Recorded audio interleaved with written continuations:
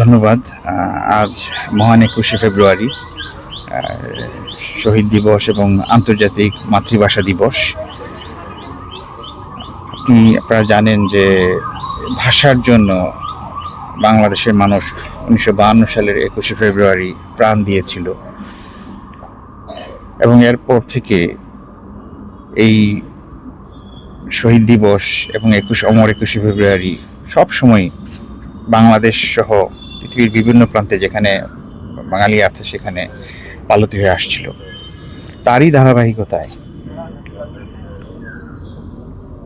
এই দিবসটিকে ইউনেস্কো কর্তৃক আন্তর্জাতিক মাতৃভাষা দিবস হিসেবে ঘোষণা করা হয় এবং এটা সারা পৃথিবীব্যাপী আজ পালিত হচ্ছে। আজকে আমাদের প্রোগ্রাম আমরা সকালে জাতীয় সঙ্গীতের সাথে জাতীয় পতাকা অর্ধনমিতকরণ করা হয়েছে। এরপর আমাদের মিশনের সকলকে সাথে নিয়ে আমরা অস্থায়ীভাবে নির্মিত শহীদ মিনারে আমরা পুষ্পস্তবক অর্পণ করেছি। এর মধ্যে আমাদের ঈশ্বর পাঠশালা স্কুলের ছোট ছোট কচিকাঁচা ছেলেমেয়েরা এসেছে আমাদের, তারা এসে পুষ্পস্তবক অর্পণ করেছে এবং আজকে আমাদের এই শহীদ মিনারটা খোলা থাকবে। অন্যান্য স্কুল বা যে কোনো শিক্ষার্থী বা যে কেউ যদি চায় শহীদ মিনারে এসে ভাষা শহীদদের প্রতি শ্রদ্ধা জ্ঞাপন করবে, তারা সেটা করতে পারবে। এটা আমাদের প্রথম পর্বের অনুষ্ঠান এবং দ্বিতীয় পর্বের অনুষ্ঠান আমাদের শুরু হবে বিকাল ৩টায়। তখন আমাদের আলোচনা অনুষ্ঠান হবে। আমরা ত্রিপুরার গণ্যমান্য বিভিন্ন ব্যক্তিবর্গ, সরকারি ব্যক্তিবর্গ, আমরা সাংবাদিক ভাই যারা আছে, প্রিন্ট মিডিয়ার সাংবাদিক ভাই সহ বিভিন্ন একাডেমিশিয়ান অন্যদেরকে আমরা দাওয়াত করেছি, যাতে এই দিবসের তাৎপর্য এবং এর গুরুত্ব এর উপর ভিত্তি করে আমাদের একটা আলোচনা অনুষ্ঠান হবে, সেখানে যারা অংশ নেন এবং ওনারা আসার পরও সবাই মিলে আবার পুষ্পস্তবক অর্পণ করা হবে।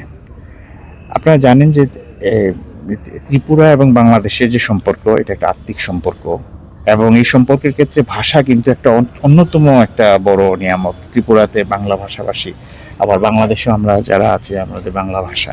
সো এই যে ভাষার মাধ্যমে যে সম্পর্ক, আবার ভারতের ক্ষেত্রে ধরলে ভারতের ভাষাগত যে বৈচিত্র্য, সেটা অন্যরকম একটা সৌন্দর্য।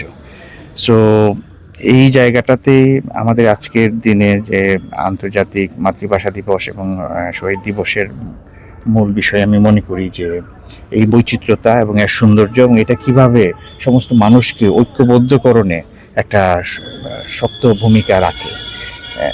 তো শহীদ ভাষা দিবস এবং আন্তর্জাতিক মাতৃভাষা দিবসে আজকের এই দিনে আমি ত্রিপুরাবাসী সবাইকে শুভেচ্ছা জানাই। আমি স্মরণ করি ত্রিপুরাবাসীর সাথে বাংলাদেশের যে আন্তরিক সম্পর্কের কথা এবং পৃথিবীর সকল প্রান্তে যেখানেই আজকের এই দিবসটি পালন হচ্ছে, এটা যাতে সফল হয়। স্যার, ভাষা একটা জাতির জন্য কতটুকু ইম্পর্টেন্স আপনারা দেখা গেছে